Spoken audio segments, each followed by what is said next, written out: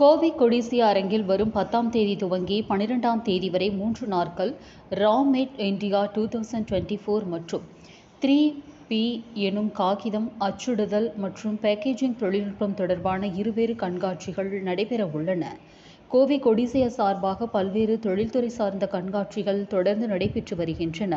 அந்த வகையில் நாட்டின் முதன்மையான மூலப்பொருட்கள் மற்றும் ஆதார வளங்களுக்கான கண்காட்சியாக திகழும் ரா மேட் இந்தியா 2024 எனும் கண்காட்சியும், மேலும் 3P எனும் காகிதம், அச்சிடுதல் மற்றும் பேக்கேஜிங் தொழில்நுட்பம் தொடர்பான கண்காட்சி என்று இருவேறு கண்காட்சிகள் வெவ்வேறு அரங்குகளில் நடைபெற உள்ளன. வரும் செப்டம்பர் மாதம் 10ஆம் தேதி முதல் 12ஆம் தேதி வரை நடைபெறவுள்ள இது குறித்த செய்தியாளர்கள் சந்திப்பு ஒசூர் சாலையில் உள்ள கொடிசியா அலுவலகத்தில் நடைபெற்றது.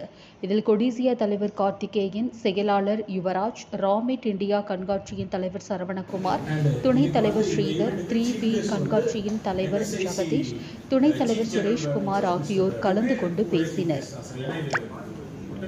முன்னதாக ரா மேட் இந்தியா கண்காட்சி குறித்து பேசுகையில், தொழிற்சாலைகளுக்கு தேவையான மூலப்பொருட்கள், மெட்டீரியல் ஹேண்ட்லிங் உபகரணங்கள், தளவாடங்கள் உள்ளிட்ட பொருட்கள் மற்றும் சேவைகளை விற்போரும் வாங்குவோரும் சந்திக்கும் வகையிலும், இப்பகுதியில் உள்ள தொழிற்சாலைகளின் தேவைகளை பூர்த்தி செய்யும் வகையிலும் இந்த கண்காட்சி நடத்தப்படுவதாகவும், இதில் தமிழ்நாடு, ஆந்திர பிரதேசம், கோவா, ஹரியானா, கர்நாடகா, மகாராஷ்டிரா மற்றும் மேற்கு வங்காளத்திலிருந்து பங்கு பெறும் பங்கேற்பாளர்கள் இந்த ரா மேட் இந்தியா 2024 கண்காட்சியில் பல வகை தொழிற்சாலைகளுக்கும் தேவையான பொருட்களை காட்சிப்படுத்த உள்ளதாக தெரிவித்தனர்.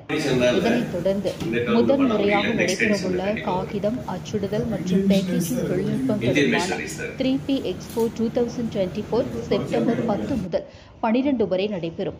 காகிதம், அச்சிடுதல் மற்றும் பேக்கேஜிங் தொழில்நுட்பம் மற்றும் பொருள் பற்றிய பிரத்யேகமான கண்காட்சியானது இந்த பிராந்தியத்தின் தொழில்களில் வளர்ந்து வரும் தேவைகளை நிவர்த்தி செய்வதற்காக நடத்தப்படுவதாகவும் தெரிவித்தனர்.